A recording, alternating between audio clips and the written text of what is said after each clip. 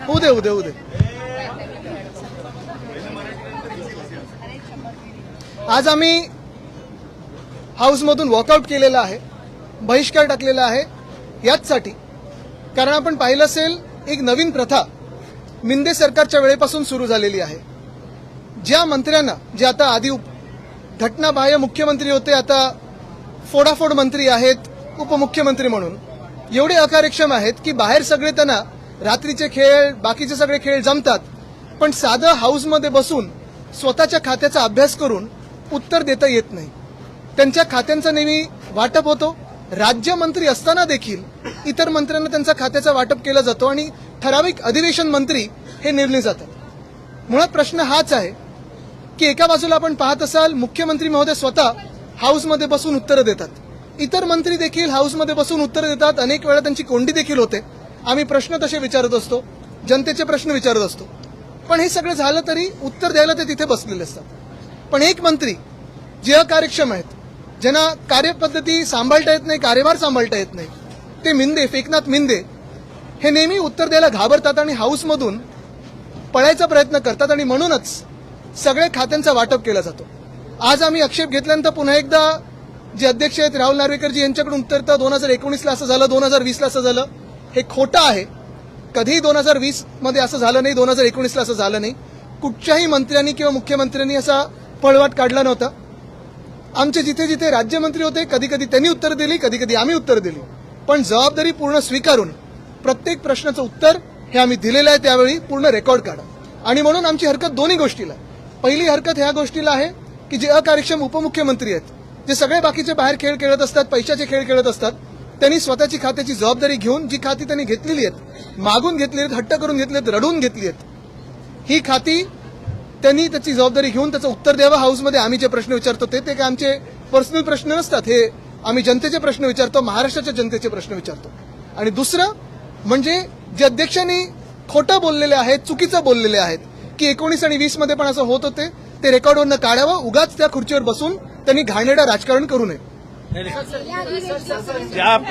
ज्या पद्धतीने अध्यक्ष चुकीच्या प्रथा परंपरा आपलं कायदेशीर ज्ञान, अगाध कायदेशीर ज्ञान दाखवत की कॉन्स्टिट्यूशनल प्रोव्हिजन, आणि एक शब्द काय वापरला, अबँडन्ड रिस्पॉन्सिबिलिटी, कलेक्टिव्ह रिस्पॉन्स, नाही कलेक्टिव्ह वेगळं, अबँडन्ड प्रिकॉशन नाही काहीतरी अबंडंट अबँडन्ड असे भलते इंग्रजीचे क्लासिक शब्द वापरायचे आणि आम्ही शाळेतच गेलो नाही असं वाटायला लागतं आणि घाबरून खाली बसतो.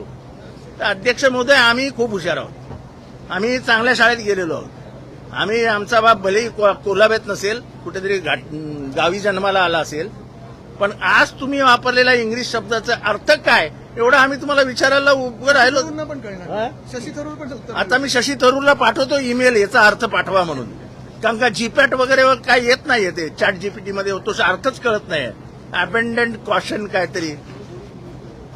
पण एखाद्या सरकारचं पाप अध्यक्षांनी लपवण्यासाठी ज्या काही कोलांट्या उड्या मारण्याचा प्रयत्न करतायत, हे अध्यक्ष का करतायत? या सभागृहाची गरिमा टिकली पाहिजे, या सभागृहाचं मूल्यांकन कमी होता कामा नये. हे सभागृह महाराष्ट्राची इज्जत इब्रत राखणार आहे, तिथेच महाराष्ट्राच्या एकंदर चारित्र्यावरती, त्याच्या राजकीय चारित्र्यावरती, कर्तृत्वावरती बलात्कार होतोय. तुम्हाला दिसत नाही? तुम्हाला दिसत नाही अध्यक्ष महोदय? आणि मग अध्यक्ष महोदय, आता तरी सुधरा, आता तरी मर्यादेचं पालन करा. केवळ आपल्या हातात कायदा आहे आणि आपली 4-2 कर्म होतात, म्हणून जर तुम्ही सभागृहात चालवणार असाल तर महाराष्ट्राला तुम्ही चुकीच्या मार्गावर घेऊन जात आहात.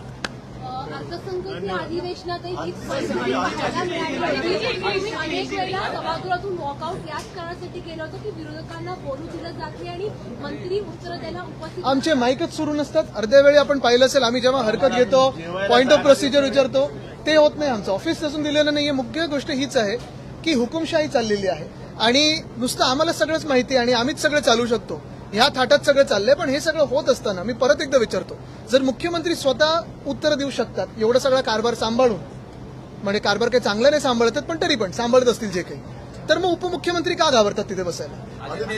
नाही, एक दुसरी गोष्ट आम्ही गेले अधिवेशन सुरू म्हणजे हे सरकार स्थापन झाल्यापासून विरोधी पक्ष नेत्याचा मुद्दा मांडतोय, सगळं म्हणतोय. आम्हाला एक साधं कार्यालय जिथे आम्ही जेवू शकतो ते देण्यासाठी देखील हे सरकार तयार आहे. मी आज सरकारला सांगतो, वेळेत कार्यालय द्या, नाही तर येत्या काही दिवसात जिन्यावर बसून जेऊ. टायमिंग जाहीर करू, 1:30 वाजता सगळ्या आमदारांनी जिन्यावर या आणि महाराष्ट्राला कळवू की जिन्यावर बसून जेवतायत आमदार. जीना इसी का नाम. जीना इसी का नाम. एक नवीन मुद्दा मला मांडायचा होता. एक मिनिट आदित्यजी, एक प्रश्न आहे. निघाला एक शिंदे सेनेकडनं एक कार्यालयाची चाचपणीसाठी जागा हे पाहिजे. उद्या हे उद्या असं आहे, एक नवीन मुद्दा हा मला मांडायचा आहे की आपल्या महाराष्ट्राच्या विधिमंडळाची अतिशय उज्ज्वल अशी परंपरा आहे, आणि बोलण्याकरता परंपरा नाहीये. सत्ताधारी पक्ष आणि विरोधी पक्ष यांनी परस्पर एकमेकाचा मान सन्मान राखला पाहिजे, त्याच्या अधिकारांचं रक्षण केलं पाहिजे. परंतु या अध्यक्षांकडून आणि या विधिमंडळाकडून या सरकारकडून इतका जुलूम आणि इतकं चुकीचं काम होतंय.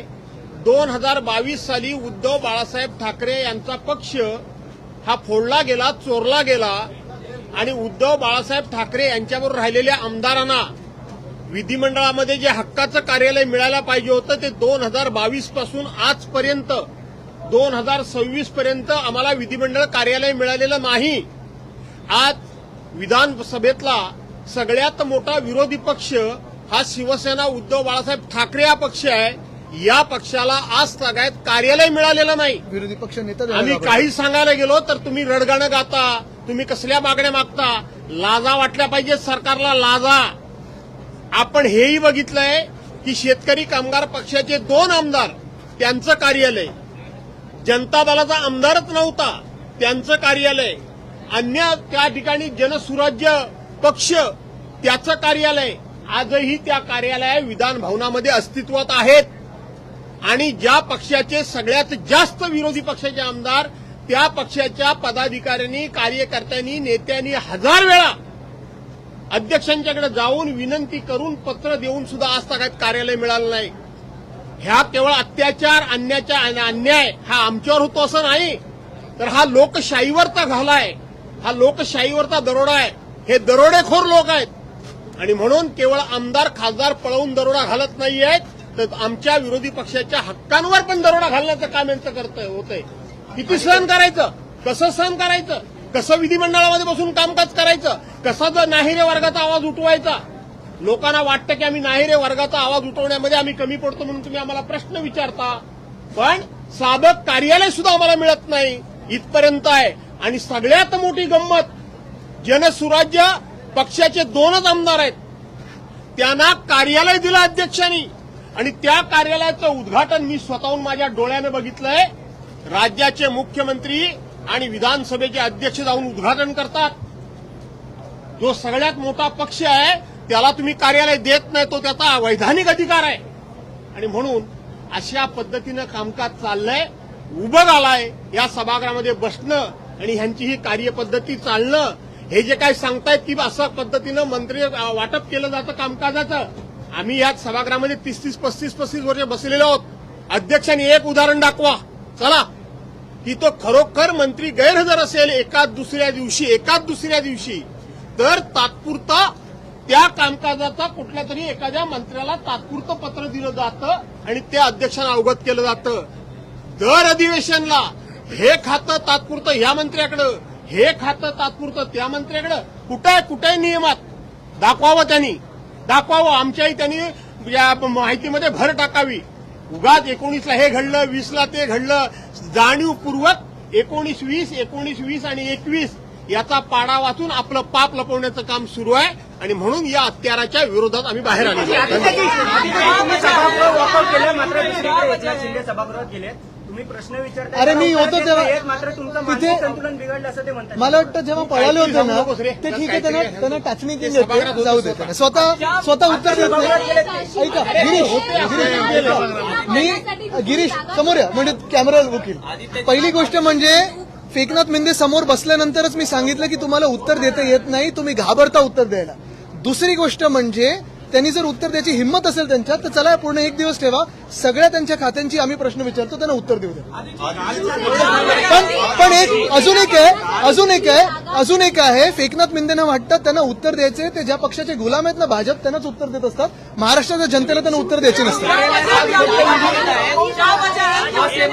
मराठी उद्यमक शिवसेना शिंदे गट नवीन कार्यालयासाठी शिवसेना शिंदे गट नाही, मिंदे गटच आहे. चोरांच्या गटाला शिवसेनेचं नाव दिलं. कार्यालयासाठी दादर आणि बीकेसी मध्ये चाचपणी देखील झाली ते आज मला वाटतं त्यांनी मध्य प्रदेशचे मुख्यमंत्र्यांना फोन करावा. उज्जैनचा जो जमीन घोटाळा झालेला आहे तिथे त्यांना मोठी जागा मिळू शकेल, कारण हे घोटाळेबाज तशीच जागा शोधतील. मात्र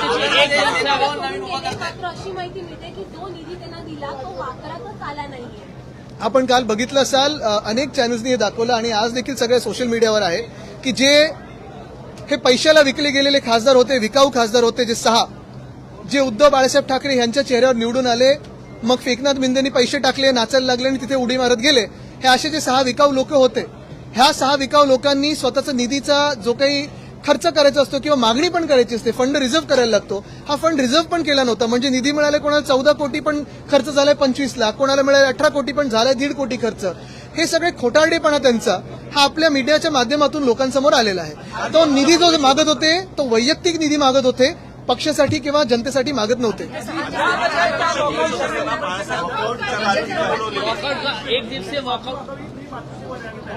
मला वाटतं माफी आम्ही जनतेची मागत आहोत, कारण ह्या नालायक लोकांना आम्ही तिकीटं दिली आणि ह्या विकाऊ लोकांना आम्ही तिकीटं दिली. हे जिंकून आले ते उद्धव बाळासाहेब ठाकरे पक्षाच्या चेहऱ्यावर, उद्धव बाळासाहेब ठाकरेंच्या चेहऱ्यावर आणि भाजपच्या विरोधात. मी अजूनही त्यांना आज पण चॅलेंज देतोय, जो काही त्यांना निधी मिंदेंकडून मिळाला असेल त्यांनी तो सगळ्या निधीचा वापर करावा आणि भाजपच्या चेहऱ्यावर पुन्हा एकदा निवडणूक तिथूनच लढवून दाखवावी प्रत्येक 6च्या 6 जणांनी. चला आत्ता राजीनामा द्या, आपण लढूया, ताबडतोब द्या राजीनामा. किसने? कौन कहा सावली में कहा उन्होंने? वो डांस बार पता है ना आपको? आपने एक से जो है बहिष्कार किया है, इसके पीछे कारण क्या है? बहिष्कार का कारण यही आज हमने जो वॉकआउट किया है इसलिए किया है क्योंकि हर अधिवेशन देखे तो 2022 से जब से सरकार को इन्होंने गिराया है, गद्दारों ने गिराया है, तो हर अधिवेशन में फेकनाथ मिंदे खुद की जिम्मेदारी को टालते हैं. जो भी सवाल आते हैं, जो हम सवाल पूछते हैं क्वेश्चन आवर में, ये सारे सवाल जनता के हैं, ये महाराष्ट्र के सवाल है और उनका जवाब अपेक्षित है. लेकिन हर एक अधिवेशन में आप देखें, हर एक सेशन में देखें, हर एक सत्र में देखें, तो ये किसी न किसी को अधिवेशन मंत्री बना देते हैं कि आज ये जवाब देंगे, आज वो जवाब देंगे. तो आपने क्यों रखा है वो डिपार्टमेंट भाई? वो डिपार्टमेंट भी दे दो ना आप उनको परमानेंटली. लेकिन पैसा निकालने के लिए, घोटाला करने के लिए, भ्रष्टाचार करने के लिए खुद के पास डिपार्टमेंट रखते हो और जब जवाब देने का समय आता है उस वक्त आप भाग जाते हो. अगर आपको जवाब देना आता नहीं है तो क्यों बनते उसके मंत्री? अगर आज की स्थिति में देखें तो मुख्यमंत्री महोदय स्वयं खुद के जो डिपार्टमेंट से उनका जवाब देते हैं. अगर सीएम साहब दे सकते हैं तो आप क्यों नहीं दे सकते? क्या कमी है आप में कि आप दे नहीं सकते? कॉन्फिडेंस की कमी हो तो मैं समझ सकता हूँ. एकनाथ शिंदे म्हणतात आम्ही बाळासाहेबांचे मुद्दाटोन केले जाते, मात्र त्यांचे एक नेते भाजपची गुलामी करणारे लोक वंदनीय हिंदू सम्राट बाळासाहेब ठाकरेंचे कधी विचार पुढे नेऊ नाही शकत. असले लोक जे सुरतला पळाले होते, गुवाहाटीला पळाले होते आणि काल ते किरण पावसकर काय बोलले बघा तुम्ही, त्यांना बरोबर उत्तर शिवसैनिक कुठे ना कुठेतरी चांगलंच उत्तर देईल ही मला खात्री आहे. स्वतःला बोलले का? स्वतःला बोलले दिखाने तक आ गई है, स्पष्ट बंदूक दिखाने तक आ गई है, गोला बारूद बंदूक तक की बात की जा रही है. कौन कर रहा है? जो बागी हुए वो कह रहे हैं कि बंदूक दिखाएंगे, गोला बारूद. यही तो भाजपा की भाषा है. लेकिन आज भाजपा भी जवाब दे कि जो उज्जैन में घोटाला हुआ है, जो आज आपने देखा होगा सारे पेपर्स में आया है, आपके भी न्यूज चैनल्स में चल रहा है, तो क्या यही भाजपा हमें हिंदुत्व सिखाती है? जिस भाजपा के लोग राम मंदिर में घोटाला करते हैं, राम लल्ला के जो आप देखिए पादुका चुराया, नेकलेस चुराया, जिस राम लल्ला के मंदिर में अगर ये भ्रष्टाचार कर सकते हैं और उज्जैन में महाकाल के उधर जमीनें खुद के नाम पे सीएम कर सकते हैं, तो ये भाजपा हमें हिंदुत्व की सर्टिफिकेट देंगे?